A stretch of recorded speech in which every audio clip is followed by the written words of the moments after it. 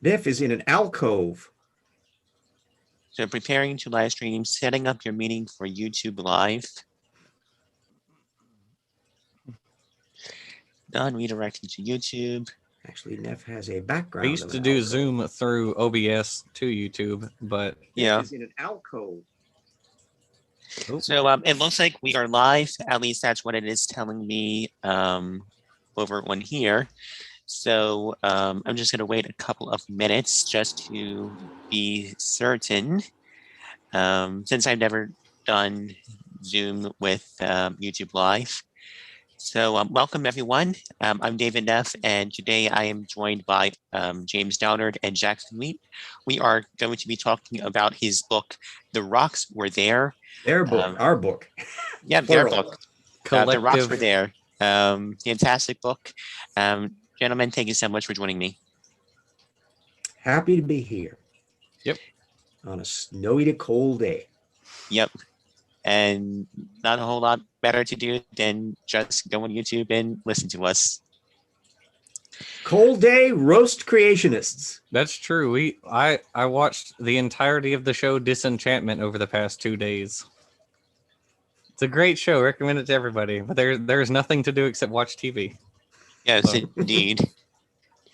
So hopefully, for the people who are watching live right now, can you guys give me a thumbs up or a thumbs down if our audio is good, if the video is good? Can you give me a thumbs up or down? Because feedback from the observing organisms. Sure if this is good or not. Indeed. Hopefully, I'm just going to wait a couple minutes. Give me a thumbs up or thumbs down in the comments. I don't see anyone right now. Video is good. So I'm just going to assume that it is good. So with that, I guess we'll get started. So feel free to introduce yourselves. RJ, let's start with you. Yes, I am the old fart of the group. I've been researching anti-evolutionism since the 1980s, and then finally got into actually working on more of a serious hobby of it in the 1990s. And in the 21st century, got into all of the book and YouTubing and everything else scheme by a variety of realms. And so functionally, that's my retirement project. Is keeping track of anti-evolutionists and dropping anvils on them and opening up trap doors at every opportunity. And that has also included the books, which came about. I'd written one book already, Evolution Slam Dunk on the reptile mammal transition, at which point Jackson Wheat entered the picture and carry the ball there, kid. Yeah, I have a YouTube channel, which is just my name, Jackson Wheat, where I do topics in zoology and evolutionary biology. And back in, what was it, 2017, I think, it was when we first had our meeting. And so then in 2018, I believe it was it 2018? Somewhere around in there. At some point. Yeah, I gave him the idea to that we could write something countering the New Answers Book 1, which turned into all 4 of the New Answers books. And so then we had to chop our work in half because there's a lot. It grew. There's so much. Yeah, and both of us had the advantage of internet accessibility and diligent, never give up research style that allowed us to burrow and ferret out a level of documentation that frankly nobody else had done at this level before. And that's why we're really quite proud of what we did. I mean, the stuff on David Menton, the material on what's his name, and the coral reefs. Oh, I always keep. Ariel Roth. Ariel Roth. Yeah, all of that, and all the geology material in that. There was so much there that could be done, and the fact that the Answers books were so prolific in the dumb. They had so many of them, and Jackson had already acquired so much of these. My jaw dropped. My God, you're spending money for this crap, and so let's make use of it. Yeah. Well, they weren't too expensive, so it's all right. Plus, we've made up for the costs already. So That's all right. true. Yes, yes. We have made the most of it, but it is a wonderful thing that when you have access to the primary source material, you can really run with it. And so we're a model in principle of what anybody that has an expertise in any particular area can do if they got the gumption to go ahead with it. It's not something that has a wild tigers that are going to devour your entrails if you try to do that. This is doable. Yep. So the rocks were there. That is kind of a tongue-in-cheek to one of Ken Ham's favorite arguments. Were you there? The rocks were there. Yep, exactly. And of course, I grew up in the independent fundamental Baptist church where Answers in Genesis and groups like that in ICR were the bread and butter of our church. And so I went to a Christian school, and they had guests from Answers in Genesis come speak at the school and get their stuff up. Most probably the lower echelon ones, because the big poobahs don't necessarily come in, but the Mike Riddles and that crowd circulate around to bring the information to the youthful minds that they can massage. And the other guy who calls himself, he's like the paleo artist, and he does songs and stuff. Oh dear, I don't think I've seen him. I can't Oh yeah, remember. I know who you're talking about. Is it Rudy something? No, it's like Buddy something. Oh, Buddy. Yeah, that guy. The guy who did the adventures in Alaska and stuff like that. Yeah, I can't remember his name, but yeah, he's one of the people that they send to schools to just like get kids excited about, creationism, because he talks about dinosaurs and things like that. Yeah. And it gets them excited because dinosaurs are cool. So yeah, and you have to give them props for putting their money where their mouth is. They built elaborate museums. They have a huge interlocking network of openly accessible material in HTML websites and PDFs and lectures that go out and videos. And so they hit everything, and they all look glossy. The production values are quite high on all of this. So it looks all sciencey, doesn't it? Oh yeah, definitely. And absolutely. And if you didn't know any better, it's very easy to fall for their traps, and it's very easy to get suckered into them. Yeah.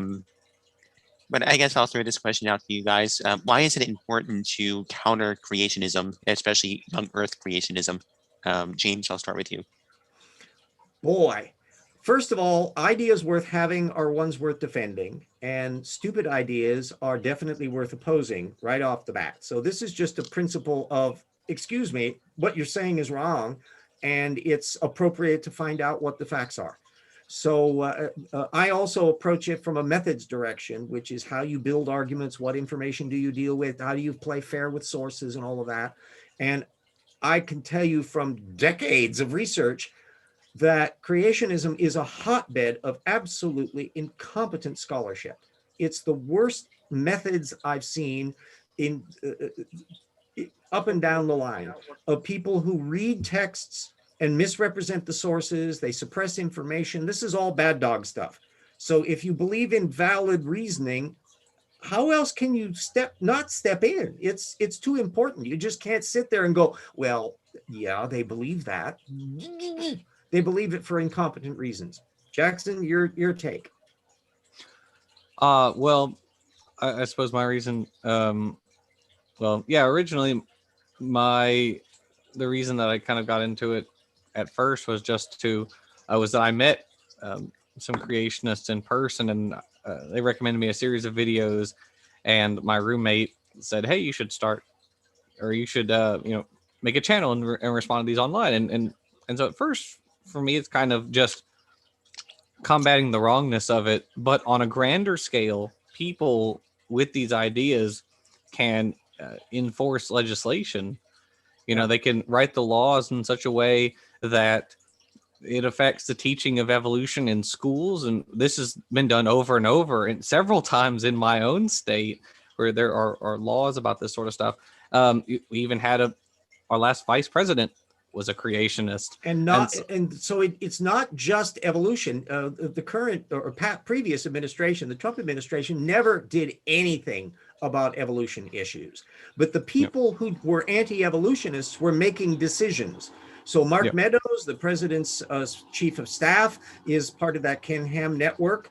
And so do you think that somebody who can't figure out how old the earth is going to be making really good judgment on the basis of empirical evidence on any other policy? Right. I can't believe that. Yeah, exactly. Because it's not just creationism, as RJ said, because these issues, if you are bad at researching one thing, odds are you're going to be bad at a whole slew of other things. So then you get involved in anti-vax and climate change denialism.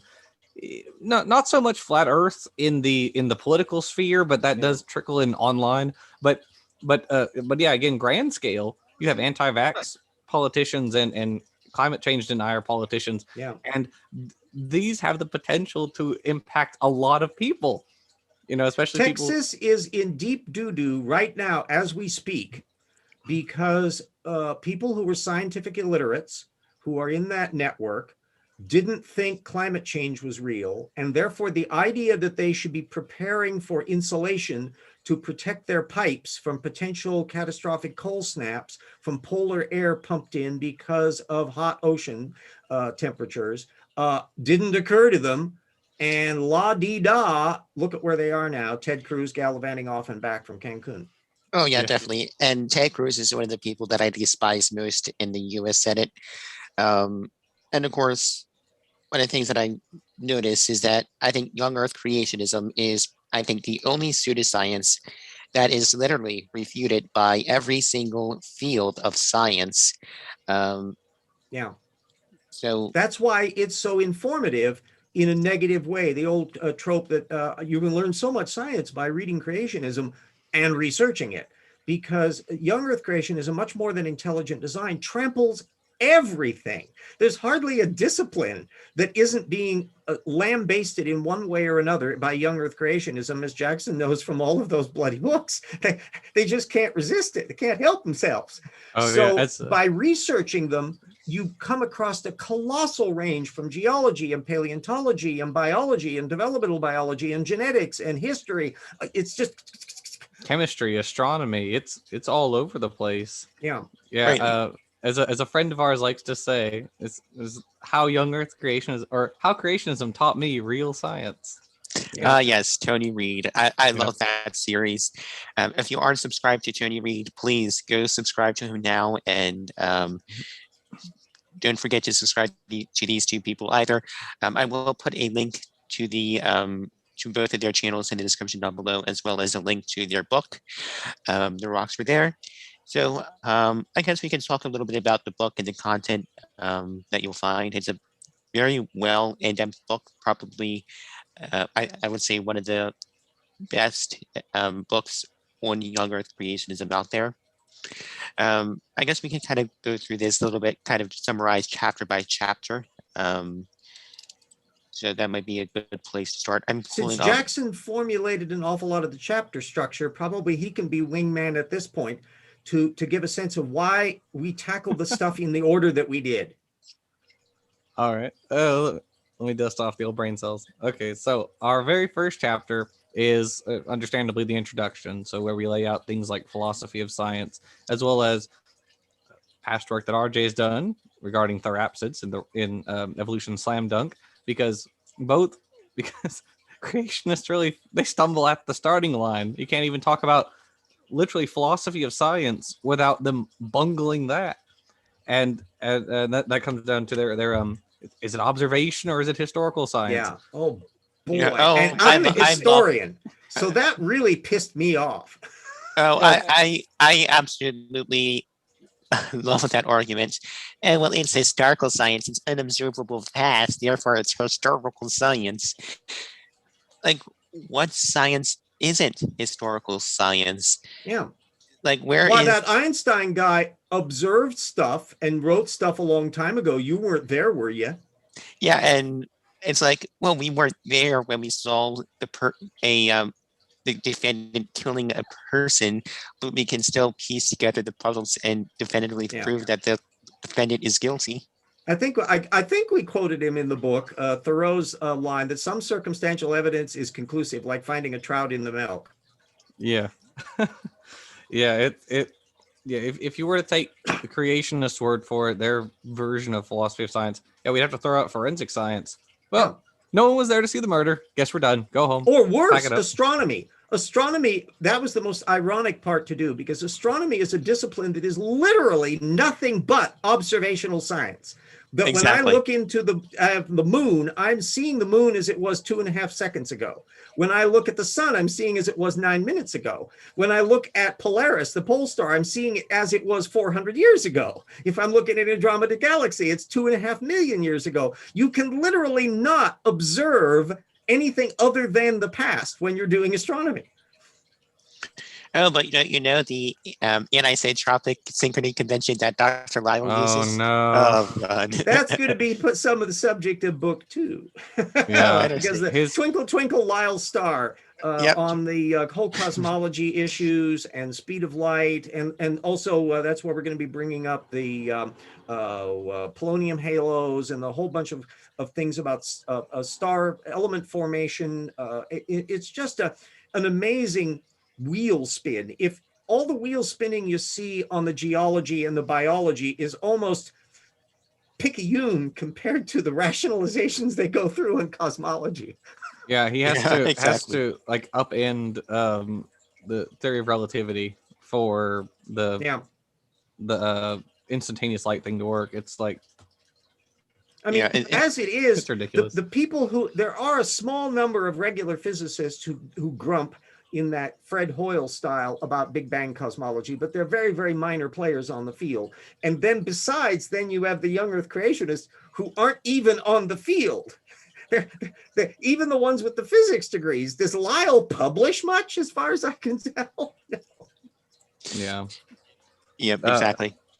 We did go into a bit of sort of chemistry and physics stuff in chapter 2, which RJ wrote the majority of that one, which was about radiometric dating and how creationists try to dismiss it in all sorts of ridiculous ways.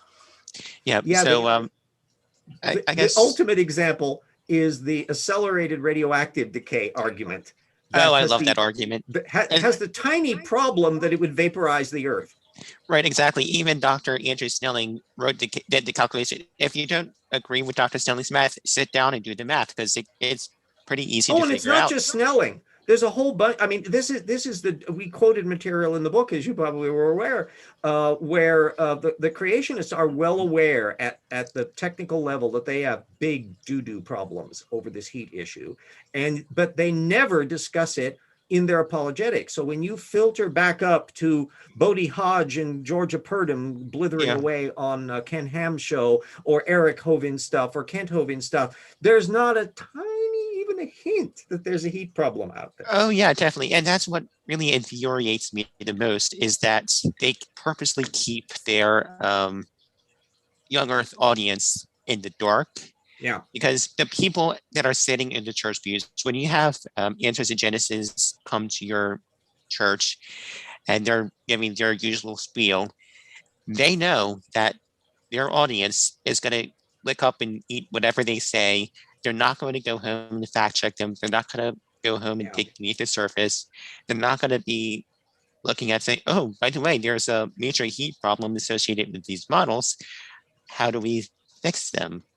I mean, 22,000 degrees Kelvin, which is the temperature that Dr. Snelling calculates, is just astronomical. Well, some of the stuff is even hotter than that. It's supernova level.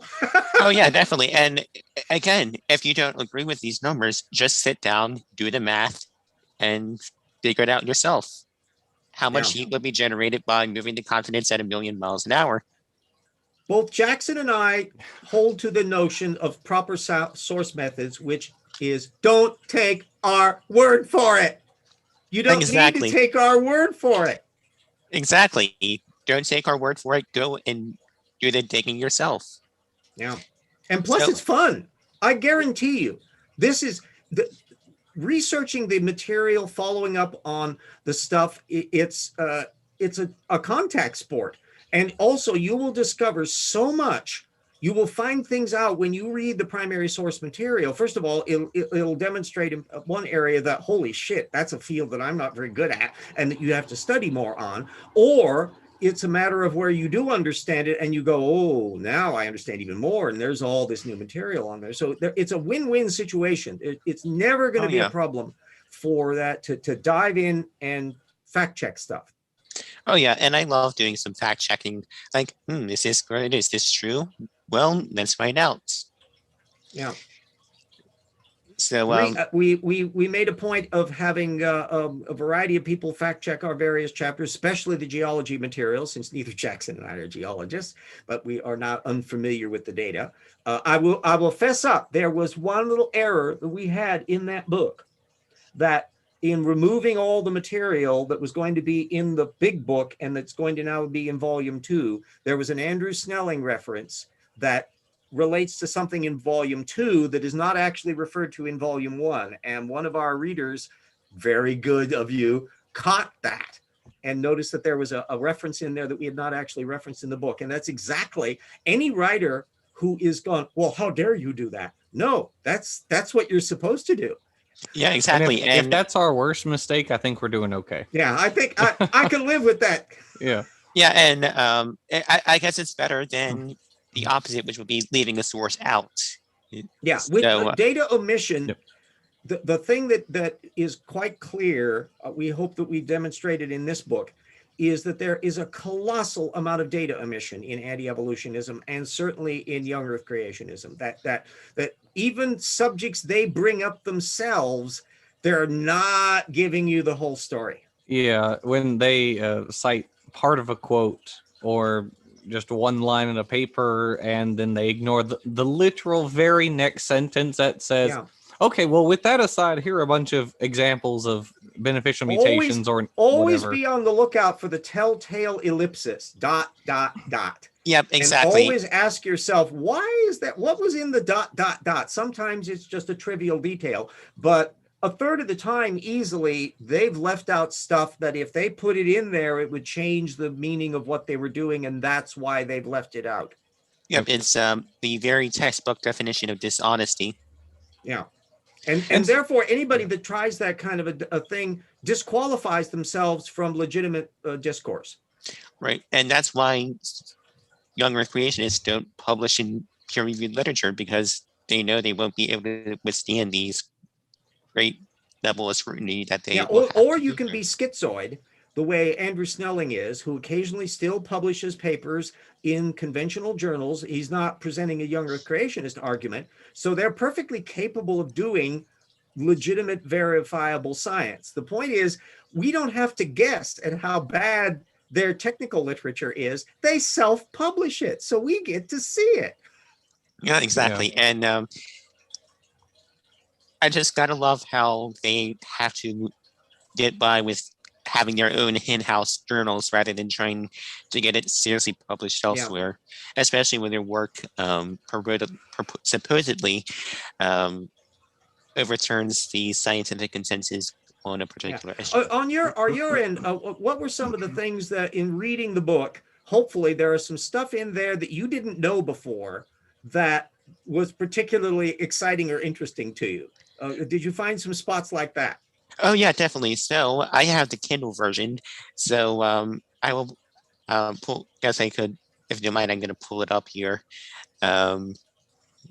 Just kind of share my screen, giving a little bit of a taste of it. So writing style. There are small excerpts of it even available from on Amazon that you can see. Yeah, definitely. And so this is the book, The Rocks Were There.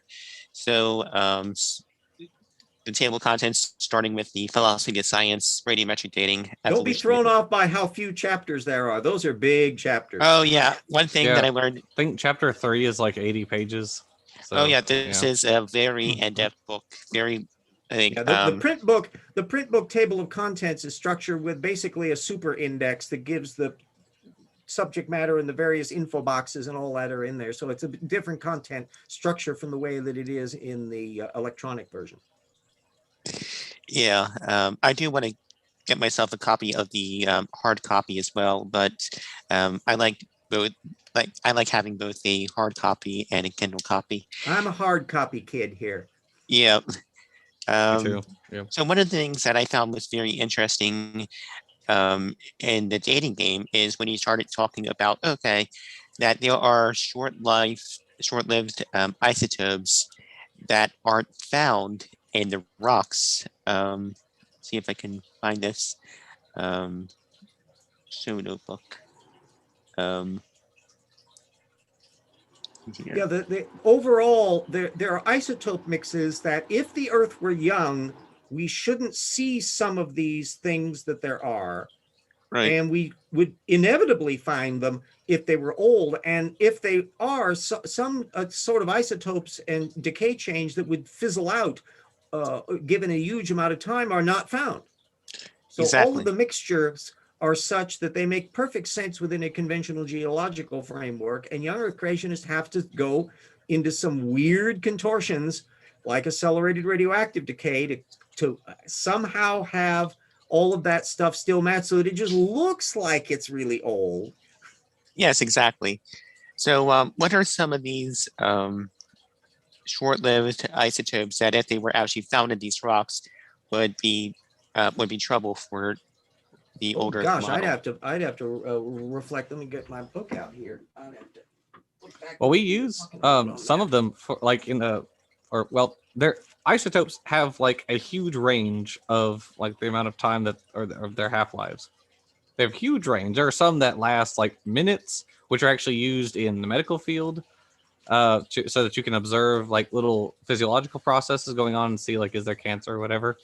And so you go from there to just minutes to years, centuries, thousands of years, millions of years, and there's just a whole range of them.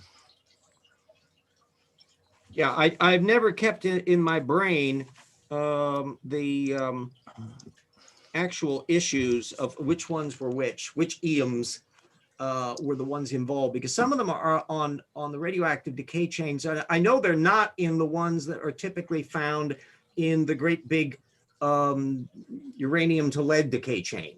These are odd, weird isotopes that come along that are like the supernova kinds of stuff, or produced from sidebars from other kinds of processes. And so I literally can't remember off the top of my head. Here's one of the actually Wikipedia has a page on it. List of radioactive nuclides by half-life, which I'll put here on the side for you. And so there's like a whole list. There you go. My half-life. Yeah, I'm gonna put that in the chat so people can. But yeah, you can see they go from like fractions of a second to microseconds, milliseconds. Yep. So Yaka seconds. Yep. Then you got seconds, and then you just keep going minutes, and then hours, etc. So yeah, days. Yep. So it just goes through a whole huge list of them. Yep. And then you just keep going up and up and up until you get to like hundreds of years, thousands of years, millions of years. Right. And then you have these isotopes that are longer than the entire age of the universe. Yeah. And there's all sorts of physics involved in figuring out what the half-life is and all that stuff, and whether or not it's affected by things like water or electricity or pressure, because that's another argument creationists use is like, could something in the environment have changed the half-life? Well, probably not. So yeah, that there are one of the ones that we discussed in the book, I think it related to rubidium, that theoretically in like supernova conditions, you can speed up its decay rate to a daughter product, but that involves supernova conditions. Exactly. That's a little toasty for Noah and the kids. Yeah. Right, exactly. But they also need to address the fact that there's radioactive isotopes in our bodies that would pretty much kill us if they were hyper accelerating. Yeah. Well, there's so many little variables that fit together when they try to put too much, in the same way that if you try to bake a cake, raising the temperature up to 100 times as hot won't make the cake bake 100 times faster. There are Exactly. some properties of chemistry that take time to do. Crystal formations and things are other of those factors. And Yep. creationists want to kind of slip that aside, or the dreaded L word, forget evolution, lithification. How do you turn muck into rock during the flood? No creationist has figured that one out, because Exactly. you can't. It takes time. Yeah. So we have a couple of questions. Oh, goody. Gutsec, Devin, Erica, RJ, did you see the Terapsid video? I don't know. Who's Therapsid video? The one that Dapper Dino did, or the one that McLean and Standing for Truth have been promising? Yeah. And Desel asked if you can ask RJ if you caught the Standing for Truth. Oh yeah. So today. I have not. I've been waiting for that. You would think that since McLean, who had done a piece criticizing specifically Evolution Slam Dunk a ways back, they would have invited me on to interact over that, but no, that would be RJ, they don't want pushback. They just want to tell their audience exactly. It's fine. Don't worry about it. So no, I have not seen it. I'm making some predictions that he will be evasive.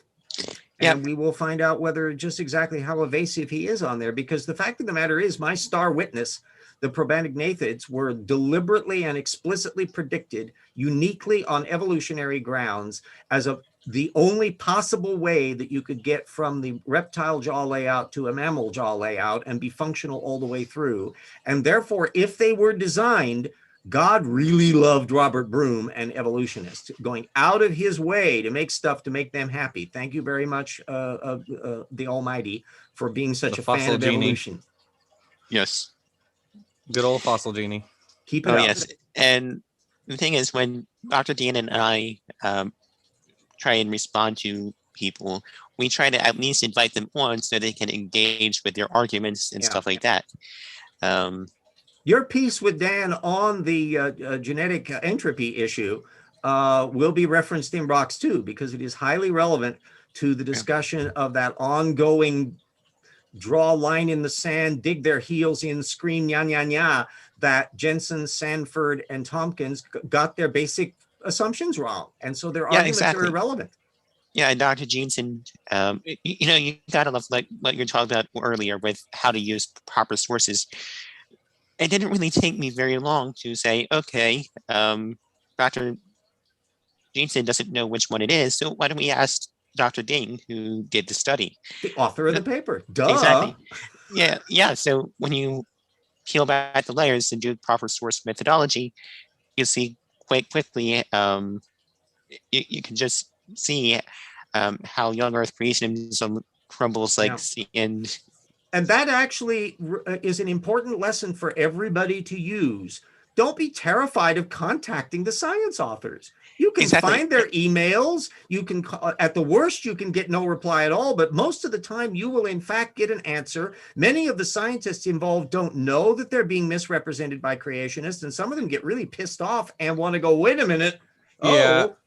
Most of them, they don't care. I actually was working for a mammologist when we first started, and I came across a paper written in AIG, which was about him and about one of his finds.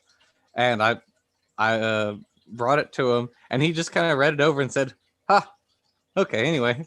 That shows you how utterly irrelevant the field is. I mean, it's like somebody that insists that flight is impossible, wanting to know their reactions, and they're going to the airport to wave at all of the pilots as they're going out to the airplanes to tell them flight can't exist.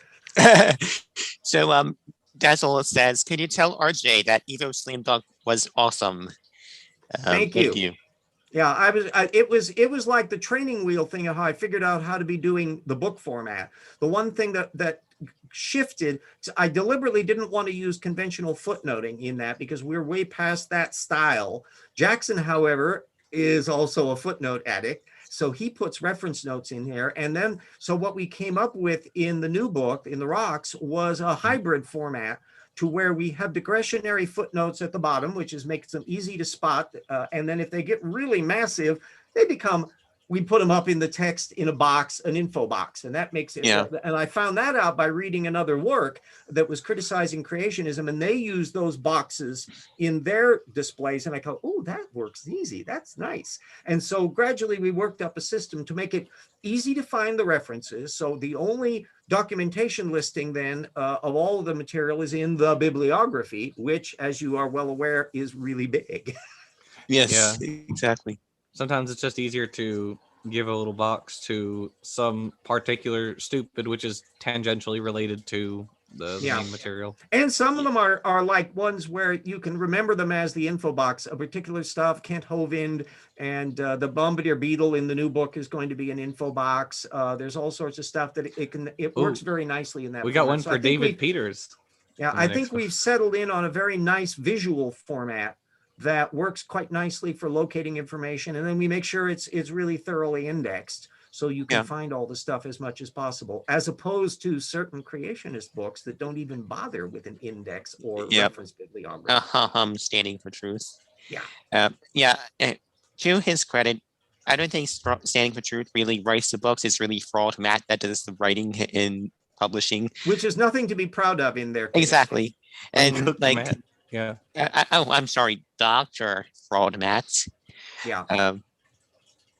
I mean, I am not, and neither one of us are, Pulitzer Prize winning authors who have the magnificent prose of a great, we're writing in a conversational style and trying to make things as smooth and as effective as possible, but we're trying to get our facts straight. And I don't think we write boring text. And I think we bring up lots of subject matter where people, even at the technical college level, would be going, boy, that's kind of neat. I know for a fact I'll pat my back on Evolution Slam Dunk, that Christine Janis, the mammal paleontologist, had independently discovered my work. She had read Evolution Slam Dunk, and she found information in that on the Permian mammal poop that indicated the hair follicles that existed way back earlier than that. And she was unaware of that technical literature. And so she was incorporating that into her latest book on mammals. And so everybody can contribute in one way or another, because even a professional scientist isn't necessarily up on everything. So the more people that get their fingers in the mix, the more people can bring stuff up. As you and Jackson and I know from interacting with Erica and others in various chat modes, together, collectively, we know more than any of us would individually. Oh, absolutely. And that's the beauty of science. Nobody knows everything there is to know. Otherwise, we just go home and call it a day. Yeah. It's our collective knowledge. It's our collective resources. You mean science has progressed since Aristotle? Yep. Boy. Who'd have thought? Yep.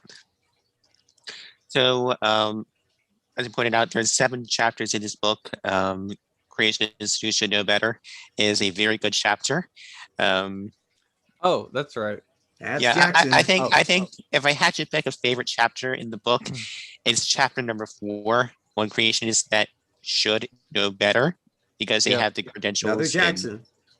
Yeah, that one was so that's chapter 4. 3 kind of started out as being like about AJ Monty White, because his chapter kind of, I guess they just said write whatever you want, and so he just wrote this long rambling chapter about a whole bunch of different things, and it took us. And so we had to cover a whole lot of stuff in that chapter. But then 4, because we broke it down. We had like a little page where we were putting, okay, these are all the chapters we're going to cover in each of our chapters, each of all the AIG chapters. And so we kind of grouped all of Purdam's chapters together, and her and Hodge were in 5. So Purdam, Tompkins, Sanford, kind of all the major genetics people. So these are people in AIG who have credentials, who should darn well know better. Yeah. And you can How can they possibly offer the arguments that they do when they must know in their own backgrounds, and even in some cases in their own publications, they reflect this. And yet when you look at the fluffiness, all of the thing that's the case for these Answers in Genesis books is they're dumbed down for the apologetics. They aren't presented at serious technical level. And when you try to go to the sparse documentation in these books, they ain't doing it either. You really have to move over to the technical journals that they don't even cite all that much of in the answers books. So there's a weird gulf we want to do in our work to where we don't think there should be a divide on that you look up the research points and there's technical literature and here it is, boom, and you can go to it directly. We don't think that there should be a divide between the stuff that's dumbed down for the audience and the serious-y stuff over there. Yeah, exactly. It's kind of sad that they have these people who had careers, in science. Purdom was a cancer genetics researcher. Sanford did like corn genetics, that sort of stuff. Yeah. So these people had actual degrees and they did work, and then they said, "Screw all that. I'm going to go work for AIG," and now they have no career in science. And they contributed absolutely nothing to the scientific field ever since. The same thing is true for Michael Behe over Intelligent Design. He had done work on protein folding back in the 80s and 90s. Basically, as soon as he put on his Intelligent Design hat, it's petrified. And there's been nothing of note from him ever since. Yeah, exactly. And Dr. Snelling wrote several papers, all basically saying, yes, the Earth is millions and billions of years old, which of course he's doing that while working as the anthropogenesis. And then the strangest case, I think, is Dr. Nathaniel Jensen, who has a PhD from fucking Harvard, and still occasionally pops up. Jeffrey Tompkins in the same boat. Tompkins occasionally pops up because he's a technician as a co-author in technical papers. Nobody is paying any attention to that, and all of the stuff about genetic entropy, it's had no effect whatsoever on genetics. Yep. Oh no. No. It's fractally wrong. It's not a thing. No, I mean, it's just not a thing. Dr. Nathaniel Jensen pretty much blatantly admits that he's lying through his teeth. Harvard sounds like it would be useful for credentials and evangelism. I ask myself, how could I use and abuse my training to influence eternity rather than for temporary gain? Yeah. Well, Jensen is also in the weird boat, and we don't yet know how far this little leaky ark is going to sail. He's the one who is insisting that creationists have always allowed for transitional forms. And in his book, and in the Replacing Darwin book, he backhandedly accepts huge swaths of evolution within theoretical kinds. He's very cagey about how he does it. Well, I don't know how far the rank and file in creationism are going to let that go, because they are really wedded to not liking even the notion of speciation. Yeah. And the idea of transitional forms, that they're going to suddenly roll over and allow a copy-like ancestor of the giraffes. I think this is going to be very fascinating to see how the apologetics goes as you get a whole new generation coming along in the next decades. Yeah, because in the last generation, some of them were even debating over whether or not to use baraminology. They were saying, don't do this because this is helping the evolutionists. Yeah, and baraminology as a discipline is really recent. Kurt Wise was only setting out the features of it when they had a conference on it in 1999. So this is younger than cell phones and younger than laser Jackson. discs. Interesting. And by the way, there is a chapter 1 baraminology on in chapter number 5, depending on the strangeness of kinds. Yeah, and we put that in there. I put that in there to see how many people get the joke from what's his name, the playwright, Tennessee Williams, depending on the kindness of strangers. Very nice. So yeah, you can say that's probably my favorite chapter. You can say that creationism has evolved quite a bit. Oh, indeed it has. And not merely as a joke. The main areas that it has evolved on is allowing unbelievably rapid hyperspeciation after the flood, which they were forced into because they need to keep the number of kinds down.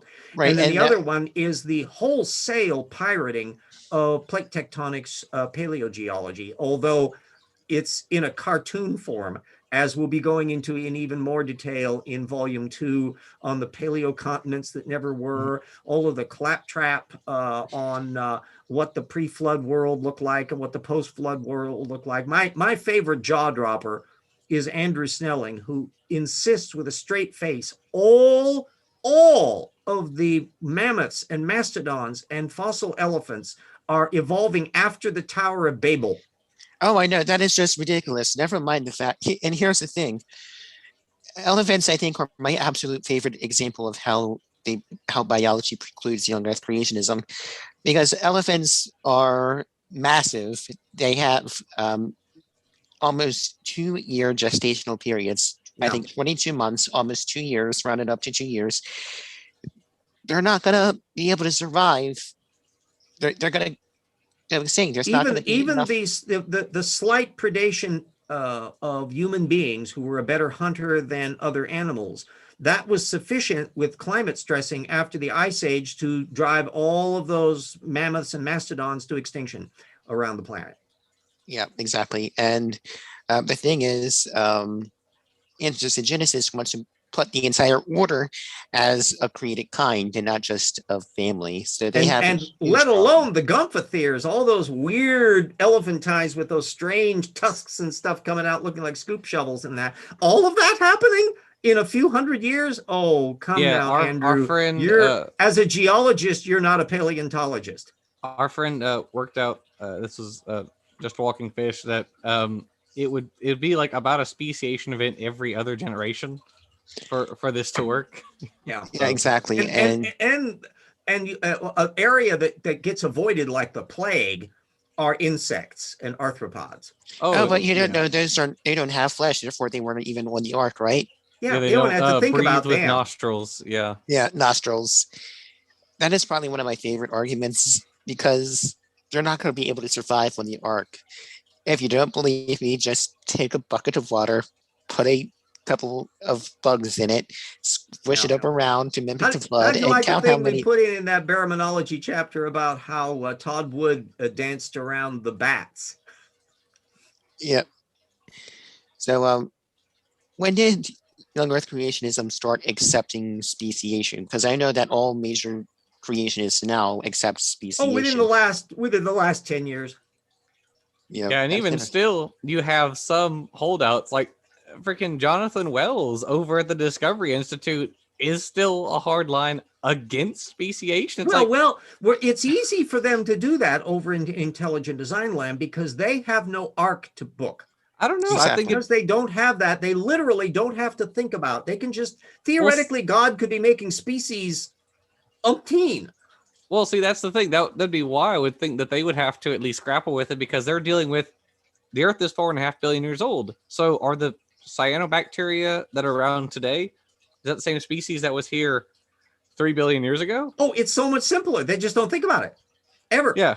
No, there are literally no examples anywhere in the intelligent design literature, including Gunter Beckley, who's a paleontologist, ever working out, is anything related to anything? Yeah, he's put out a few papers relatively recently where he is trying to harumph all of the new examples of organisms coming out of the Precambrian, the late Precambrian, which are basically the stem groups, because you have the stem groups in the Cambrian, things like stem arthropods, and then you get into the Ediacaran, you've got the stem like the panarthropods. The stuff he did on the sponges, which went on for pages and pages.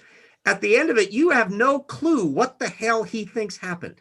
Yeah, if he does think that there were sponges in the Precambrian, because he has a different paper where he's talking about Claudina, because there was a relatively recent paper that came out that argues Claudina is an annelid, which there were some hypotheses going around, and maybe it was an annelid, maybe it was a Nidarian, and he says, well, even if it's an annelid or a Nidarian, it doesn't matter.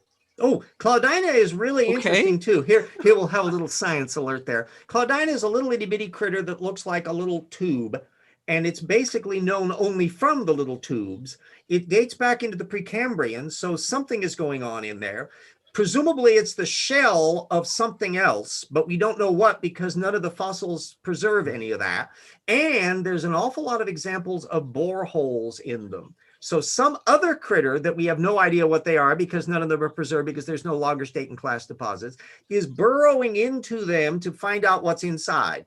And therefore, in functionally speaking, and these critters continue on into the early Cambrian, and finally they fade out. So what we're looking at I like to use the term extinction pulse, that what you have after a mass extinction, it gets rid of a whole bunch of stuff, depending on the percentages, sometimes 90% in the case of the Permian, and sometimes only about 60% or so for some of the lesser mass extinctions.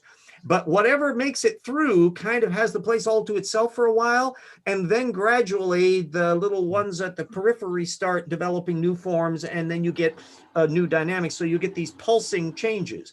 And that's, I believe, what we are seeing, and most of the paleontologists I read look at it that way, is what's happening after the Ediacara ecosystem collapsed, and the things that filter through that eventually start proliferating is what gets called the Cambrian explosion. Dun, dun, dun. Yeah, and so for Beckley, who is trying to help Steve Meyer sort of write off the Cambrian as it was a divine event, which, again, you have different lines of evidence which make this complicated, because for one thing, even when Meyer was writing, it was wrong to think of this as a short-term explosion. That was the Darwin's Doubt book from 2012. Yeah, that the idea of the short fuse explosion is like a remnant from the 1980s when Stephen Jay Gould was writing.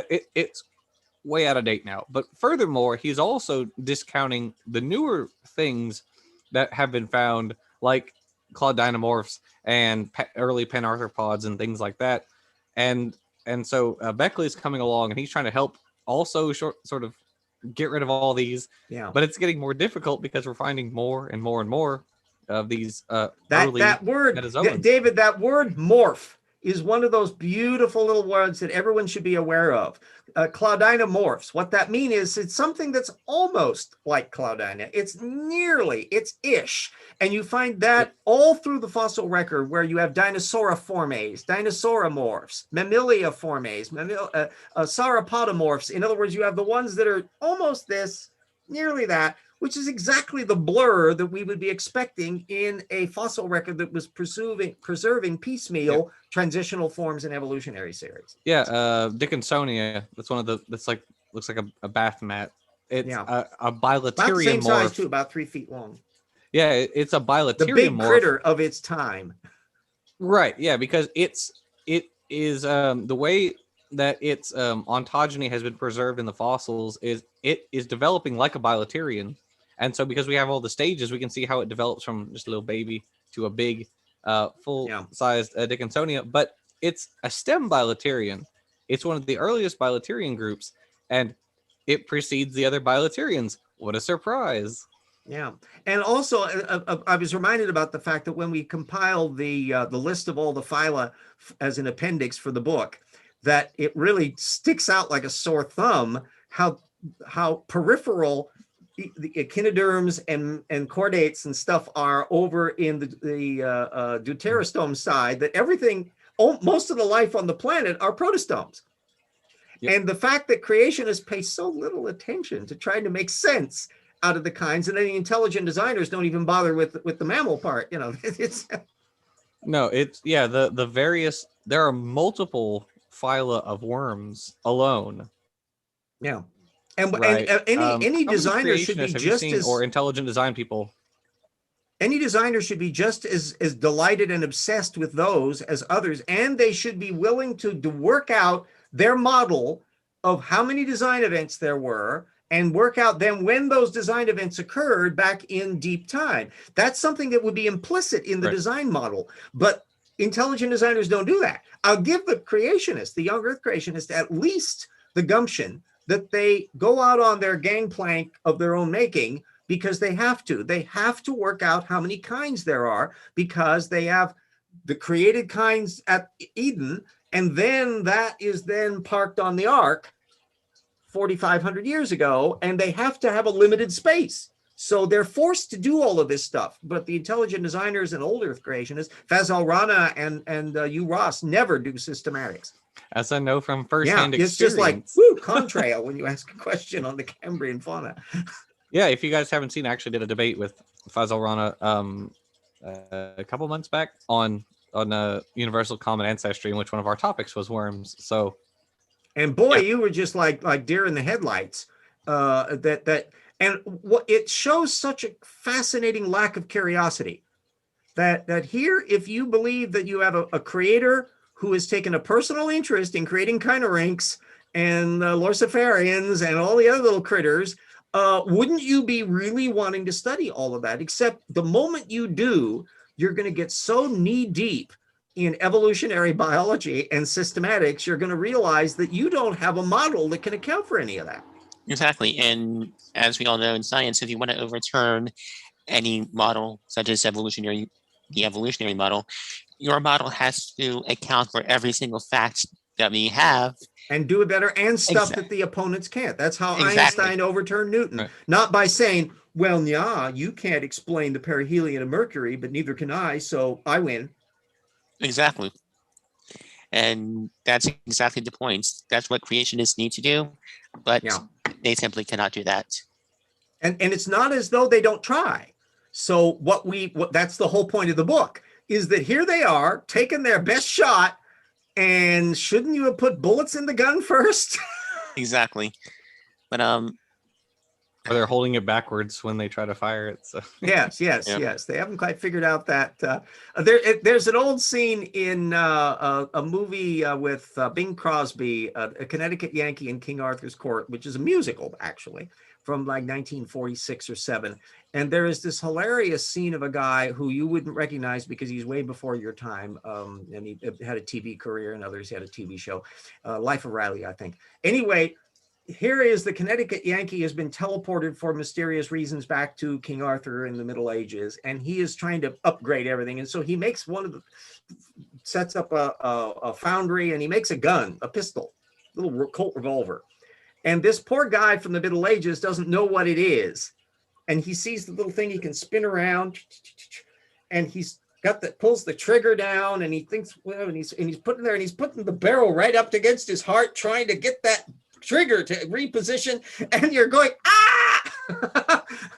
And that kind of obliviousness to the implications of something they don't really understand is exactly the problem that the poor creationists are in, that they have a gun barrel of the systematics of millions of species, of billions of years of life, of geological data, of astronomy, and all of this stuff, all of which needs to be accounted for in a coherent picture. And you can't do it as a cartoon. It ain't going to work.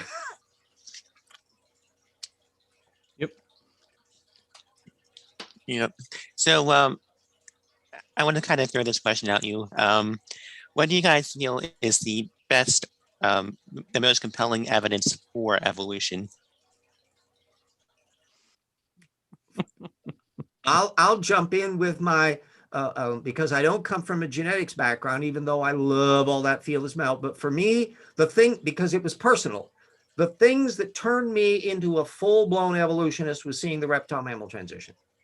That I would have to believe that a designer was such a blockhead to go out of their way to create transitional forms so specific and unique. And only later on did I find out about the propagnathids that were even more direct, that I go, wow, that, and the very fact then when I discovered how creationists and intelligent designers and others dance around it and so misrepresent it, that's further an indication. Hear that standing for truth? Further indication that that one ain't going to go away.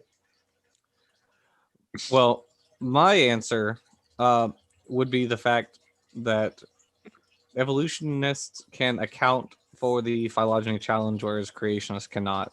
The moment you start looking at species and you start comparing genetics, you can do this at literally any level. You can take two people, the same population, or two people of a different population, compare one species with another, or a bunch of species, and a pattern emerges. And you can do this for every organism, literally every organism. And so this tree starts building up, this twin-nested hierarchy where the thing that is closest morphologically and genetically to humans is chimps and bonobos. And then out from there, gorillas, orangutans, gibbons, or, start with something else like butterflies, whatever. Butterflies are a subset of moths, and they're also related to flies and beetles. And then out from there, barnacles and copepods and spiders, and it just keeps getting more and more. And that is what I love the most about it. I love phylogenetics and seeing how everything relates to each other. Yeah. And I also love dropping that on creationists because they can't ever account for it. They don't even know how to account And for the it. thing that merges the two perspectives that Jackson and I have would be paleogenomics, which is now kicking into, there's new papers appearing all the time on this, that you take a form that existed in the past and you work out what the genetics of it needed to be in order to do that based upon your understanding increasing of what the genetics are. And in the case of like, why does a bird beak exist? Well, this gene and this gene have been mutated and this thing causes that, and that turns the archosaur snout into there. How is the leg occurring? What is occurring with feathers? What all of the features are involved? What genetics are involved in them? And they can now paleogenomically reconstruct stuff. There was one, the rubisco gene, a molecule that is involved in bringing carbon dioxide into molecules and is an ancient one. There was one that where they've been reconstructing what the rubisco form would have needed to be back in the Precambrian. Yeah, actually, and we discussed this in Rocks, is that one of Kent Hovind's favorite lines is, farmers rely on evolution not happening. Well, actually, that's not true. Some farmers or some scientists have been evolving, I think, C4 plants into C3 plants, which because they're more efficient and they're more tolerant to like changing climatic conditions, and so you could use them to feed a population, whereas it's harder to feed a population with C4 plants. Hello, that's evolution. And also evolutionary. But you know, they're still the plants. You can't use that to really believe that a pineapple is related to an elephant or a mosquito. Kent Hovind's favorite mosquito. Yes. Well, they say you're related to a mosquito. I wish I could do a Kent Hovind as well as Josh Bowen can, but nobody can do. Well, if they're saying it's still just a plant, then they're accepting way more than humans and mosquitoes. Way more. So. Yeah, and there is the problem that that's why in the baraminology chapter we wanted to stress the fact that there's this incredible sliding scale that gets used where they're willing, particularly on forms that they really don't want to look into in great detail, suddenly can turn into a kind. And this is way more phenomenon that you occur in the grassroots level, where you can occasionally find a creationist who will, with a straight face, think that birds are a kind. Yeah, all by themselves. Yep. Yeah. By the way, saying the truth is over, and he wants me to ask you where you were with the Therapsid video. I know you mentioned that earlier, but I haven't seen it yet. Yep. Make make a point of putting a link to it in the comment section on the video after it's done, so little RJ can have a point of looking at it. I think I'd rather freeze in the snow than watch that, but maybe well, it's directly criticizing my work. Well, you have fun with that, RJ. Given the fact that mammal paleontologist Christine Janis adored the work and did not see any errors at all in it, I will take her viewpoint as an actual working paleontologist and writer and respected scientist over McLean and Standing for Truth. Yep, exactly. Yeah, so volume 2 is in the works. What type of content is going to be in volume number 2? Secret stuff. Can't tell you what. No. There will be the other half of the flood geology one, where we're going into much more detail on the Babylonian mythology that is the root for the tale that's in the Bible, plus all your stuff about your dinosaurs on Noah's Ark and your behemoth and your Leviathan stuff, and all of the cute little bits of supposed pictures of dinosaurs and all of that that have been popped up in that tradition, and a detailed discussion of the geology of the Grand Canyon and why it does not fit the creationist model, in addition to a pile of other geological material, and the plate tectonics material of why creationist pseudo plate tectonics and pre-flood environments are just a chaotic mess. They can't get any of that straight. There's going to be stuff on cosmology and astronomy. There's material on the origin of tetrapods. There's the whole human evolution chapter. Oh yeah, and that's a fun one, because you think creationists would have an actual argument regarding like the evolution of tetrapods. And so they threw David Minton at it, who they surprisingly throw at a lot of paleontology things. Like, Yeah, I and didn't realize how much stuff he wrote regarding paleontology, but they had him write a chapter on it, and he has no argument. He for most of it, most of his chapter, he has no argument. He just says Pandorictes is a fish. Eusthenopteron is a fish. Okay. Yeah. Yes, they're and that fish, same kind of and- attitude, Nephilim Free has weighed in on this subject of Tiktaalik and tetrapod origins, and he neglects to offer any sources in it, but he just rattles on. I've constructed a bibliography of what I think he's riffing off of, and that's going to be included in the section. Oh, we're going to have a lot of stuff. Plus, there's been a huge amount of technical literature on the developmental biology. Jennifer Clack and others have done tons of stuff and on the actual biology of how the tetrapod limb develops. Neil Shubin and all the rest. I mean, there's a bunch of stuff in there, most of which is ignored by creationists. Oh, yeah, they're actually working out which specific genes in living lungfish and coelacanths and frogs and salamanders would have had to change, and what genes are involved in the change. You know, how you have these minor mutations which cause very slight changes in the bone structure, reduce the lepidotrichia in the fins of lungfish, and split them up into little. The breathing figures apparatus of Tiktaalik is an intermediate structure. There's a brand new paper that Shubin just came out with just last week, a couple of weeks and on it. And Tiktaalik, I think, is my personal favorite example, because this was found exactly in this strata that it was predicted to be in. And you can't get any more scientific than that. Well, you add the thing that, as Shubin and others have explained on the background of it, that if you have organisms that are not yet tetrapods in one strata, and millions of years later you have tetrapods, well, the transitions must be occurring in the time in between, right? At some stage. So now you have to figure out where you find rocks. Well, that's Devonian. And you obviously, they're not going to be mountaintops.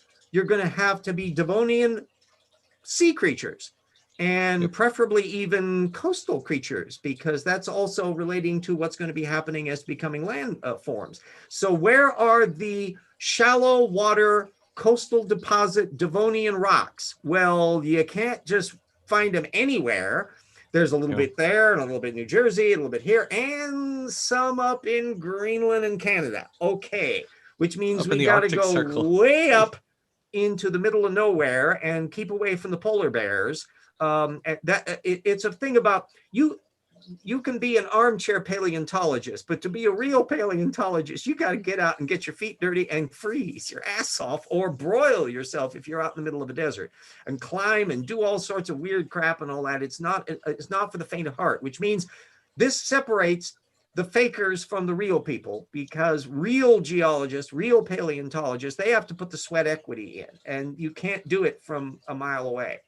Well, to be fair to paleontologists, there are lots of fossils in the museum catalog which haven't been identified yet. So I'll give them some slack on that. Oh yeah, you can do or fossils that were initially classified but people forgot about, that because you come into them with new understanding, take on new meaning, that you go, oh wow, that's been sitting there since 1895. No one was thinking about it because they weren't looking at it from new context. That you can definitely do. And that's another matter of where as the science proceeds, more and more of the material is going to be digitized. It's going to be cataloged and indexed and accessible virtually. So there's going to be a whole new range of stuff, which means creationists are going to be farther behind that curve as the science just keeps moving ahead faster and faster. Yeah, it's really sad when a paper comes out. They're like, "Oh, we've had this fossil in our museum for the past century," and we thought it was, we just said it was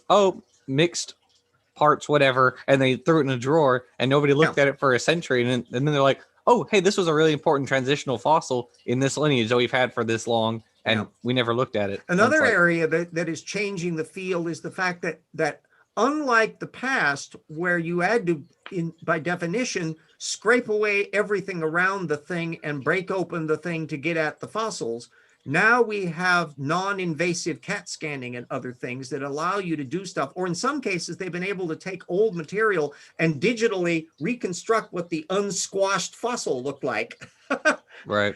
Furthermore, makes understanding. And that actually plays into the discussions of the formation of Tiktaalik and early tetrapods, because some of the fossils are mashed. So they've had to reconstruct. It also pops up in human evolution. Some of the skulls, I think, have been badly mangled, and they're able to reconstruct digitally because they know how bones grow and the pacings of things and all that, which involves that science stuff.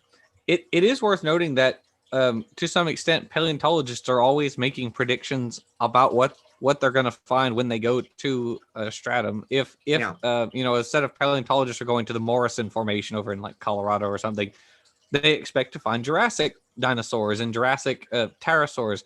They don't ever expect to find like mammoths or human, or a like piston from a 1912 Ford. Right. Yeah. They go to these spots because they understand enough about the time period and the organisms living there that they're looking for, they're going to come across sauropods and theropods and things like that. Whereas if creationism were true, there's no reason to make that kind of prediction. That why wouldn't there be rhinos there or elephants? Or, that actually, when I was first mixed looking in with at the dinosaurs, they were all living geology, there. that was hitting in the 1960s and 70s. That was like a new thing. And it clearly occurred to me, listen, if you had this giant big slosh, it would be the most easily identifiable thing in the world, that you would have catastrophic flooding that's mushing together masses of animals from all over the place in this surging cataclysm, and it's settling out as great big blobs, and it can't possibly sort out stratigraphically in such a way that particular foraminifera are sliding into one zone and airborne volcanic ash in another, and then a shallow pond that's indicative of dry conditions. No, that ain't going to be how it's going to work.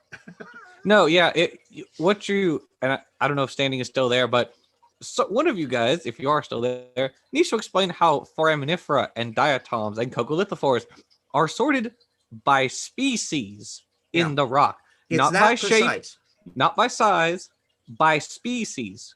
Now they do correlate. That's one of the reasons why we with can see speciation events at that level, because the little critters are so prolific in dropping their little shells, casings down. They're raining down in the seafloor, and so you can actually see transitional events of things with allopatric versus sympatric speciation, sometimes in the same species, go in two different directions based upon what latitude they're in.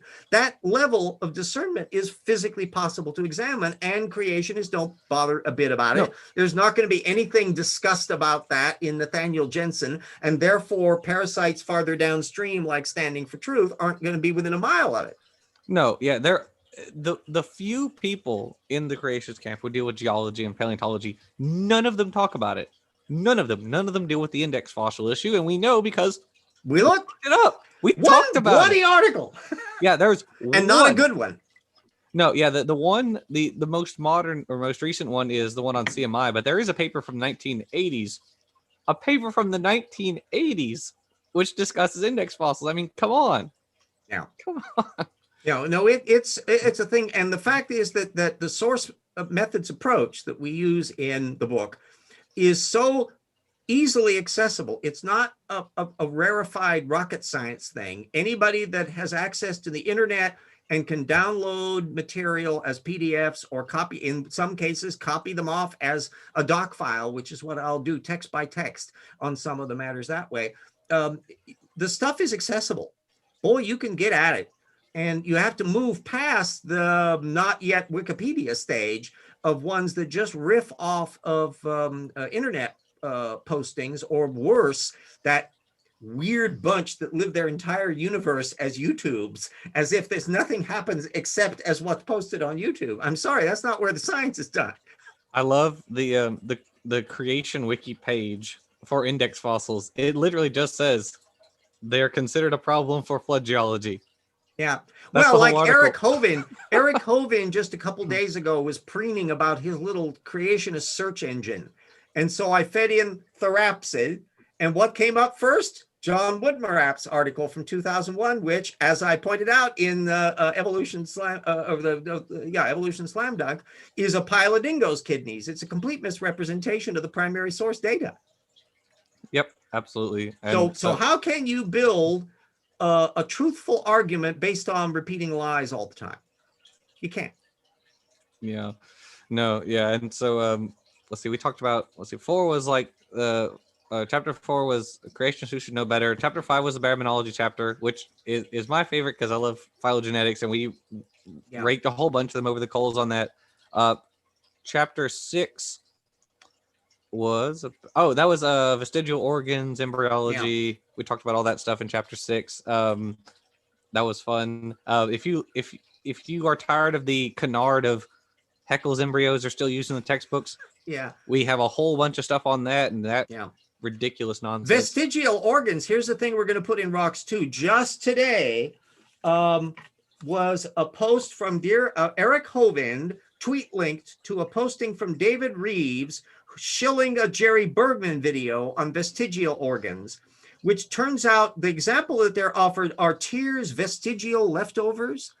Who the hell says they are? Yeah, I've never heard that argument before. Yeah, I've never heard it was out of, that. And so I decided to do some research on the fact that humans are the only species that have emotional crying, as far as we can tell. And so apparently there's some very new work from 2016, 2018, and 2019 on the neurobiology of crying, why humans shed emotional tears. It's partly to do with the fact that we're a neotenous ape, and therefore some of the characteristics are carried over into an adulthood.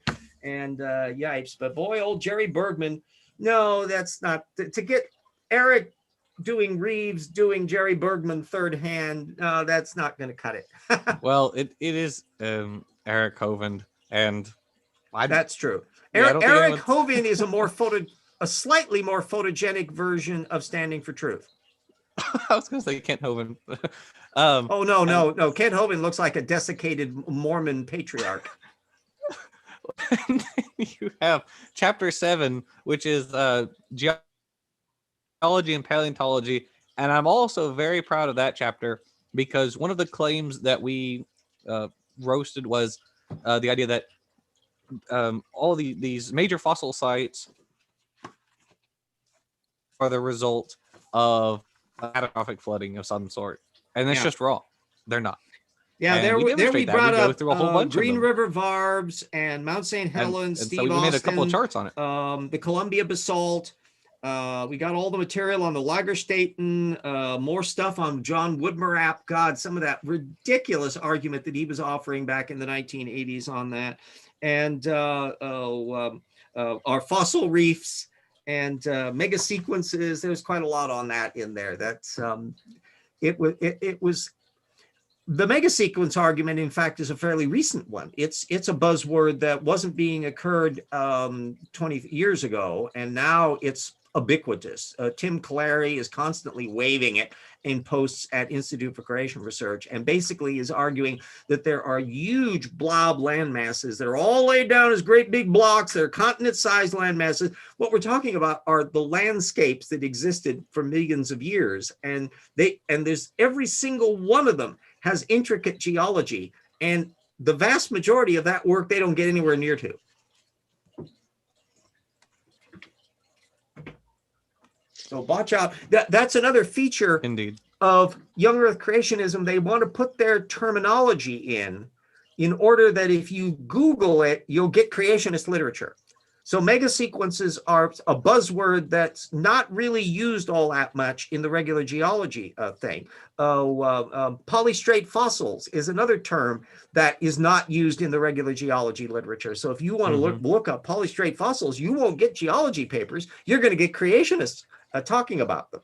And so they deliberately pick specialized terminology to funnel you in the search engine to come to their little camp and read their apologetics. And then we'll be behind them going, ooh, we'll look at that and explain all of that and all that. Yeah. It was a lot of really good material that we got collected on there. I still haven't done the master bibliography that will count up how many sources we had. in there. I'll wait till we got all the stuff from volume 2 in, but I guesstimate probably it must be somewhere in the 4,000 range for book 1. Yeah, we had a few sources here and there. Yeah, we had to scrunch the print face down to keep the book Just a within the few. print limit. It was that big. And I know it had more sources in it than Slam Dunk, which was, I do have a count on that. That was a little teeny baby one with only 2,300 sources. Yep. Well, we've been going for almost 90 minutes now, so I think this would be a good place to wrap things up. Yeah. Anybody got any other questions knocking around in the live chat? I don't see any other questions going on in the live chat right now, but now would be the good time to get them in. Thank you guys so much for joining me. I really appreciate the chat. I've really enjoyed this and would love to have you guys back on again. Yeah, well, we'll have a second volume in due course. Yes, and when do you expect your second volume to be out? Oh, late in the year or early 2022. It all depends on how much it plows into it, because there's an awful lot of material. Yeah, and I've also just started my master's degree, and so he's got real stuff to do. I feel buried by stuff. Yeah. So yeah, but we do have the advantage on it. of being able to do up the material. The last thing we do in the prepping of the work is the actual style format as to how it's printed. So all we're worried about is content in terms of our texting. So we shoot doc files and stuff back and forth on that, and then tidy it up when it gets into the finished thing, when we do actually the in truth, though, we do have the outline actually, because we know which chapters we're going to be working on in each one of our chapters. So yeah, we have the outline. It'll end up with 7 chapters as before. The first chapter is a review chapter where we bring up to date what we had done in volume 1, because there's been an awful lot of relevant material that's popped up in the last couple of years that wasn't included in the first book, and so that'll be up to date. In addition, such as the discussion of certain people who decided to criticize a certain guy's book on the reptile mammal transition, we're going to bring up that, or even just papers we missed, because they knock into so much stuff, and then we find out later, oh, here was another paper that also blows their argument to smithereens, and we missed that one, so we'll discuss that paper too. So yeah, there's a lot of and topics that are suggested. That's another thing that various people that are in our various networks, that they say, if it's not covered in volume 1, let us know, and we may be able to find a way of putting it in volume 2. By keeping track of what the creationists offer as their heavy guns, their postings at their websites, they're telling us what they think is important. And so we want to make sure that we're dealing with that. There's mammoth amounts of acts and facts back issues that have come along in the last couple of years that will be relevant to that sort of stuff. There's an awful lot. Boy, they hammer at ICR, they hammer relentlessly on cosmology issues and radiometric dating issues constantly, more so, frankly, than AIG does. Yeah.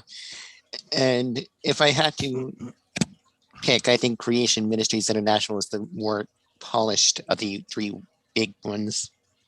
It's an interesting, remember, it's the bastard child from the divorce settlement. That Answers in Genesis had a big flap because Ken Ham was raking in money, and there were people complaining about how it was going.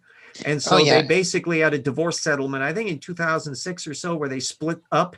So all the area other than the American Answers in Genesis that became Answers in Genesis officially with Ken Ham's version, then the rest of it, including all the old Australian creationists, is where he came from. That became Creation Ministries International. And like dividing the child in Solomon, they split up the kids when it came to the various journals. So some of the journals ended up being used. If you go online for Creation Magazine and some of the others, you'll find them at one of the websites, but not at the other, even though they used to all be together as a single group.